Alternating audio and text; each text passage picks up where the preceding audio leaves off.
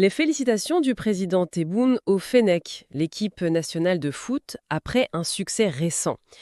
Ça peut paraître anecdotique, mais en fait pas tant que ça. En Algérie, comme dans beaucoup de pays d'ailleurs, le foot, ça dépasse largement le sport. C'est un ciment national extrêmement puissant, une source de fierté collective. Les victoires de l'équipe nationale, ça a un impact réel sur le moral. Ça peut même faire oublier temporairement les difficultés du quotidien. Donc que le chef de l'État félicite l'équipe, c'est un geste politique, symbolique, qui reconnaît ce rôle social et identitaire du foot. Ça participe aussi, à sa manière, au climat général du pays. Voilà, on a fait un tour assez dense, je crois, de ces quelques jours d'actualité début octobre 2025 en Algérie, grâce à cette revue du blog Dinar algérien. Si on essaie de résumer un peu, on a un projet de loi de finances 2026 qui semble naviguer entre des objectifs parfois un peu contradictoires, attirer l'investissement, gérer les dépenses, répondre aux attentes sociales, trouver de nouvelles recettes. En parallèle, on voit des alliances stratégiques qui se renforcent, au Maghreb et avec le Golfe, et sur le terrain, des efforts qui continuent pour l'industrie et pour les compétences technologiques.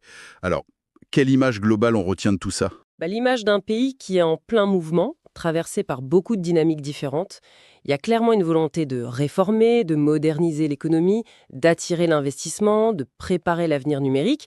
Ça semble clair.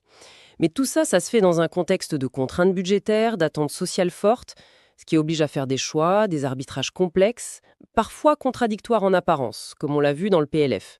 Et en même temps, l'Algérie affirme son rôle sur la scène régionale, internationale, en renforçant ses partenariats clés. C'est un pays qui cherche sa voie, activement, dans un monde qui bouge beaucoup, qui essaye de concilier ses besoins internes et ses ambitions externes.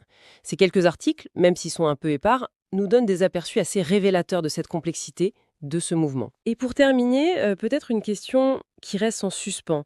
Cette cohabitation de mesures dans le PLF 2026, des allègements pour certains, des charges nouvelles pour d'autres, comment est-ce que tout ça va interagir dans les mois qui viennent? Est-ce que la bouffée d'air pour les investisseurs va suffire à compenser, disons, le poids des nouvelles taxes sur le moral des ménages, sur la consommation?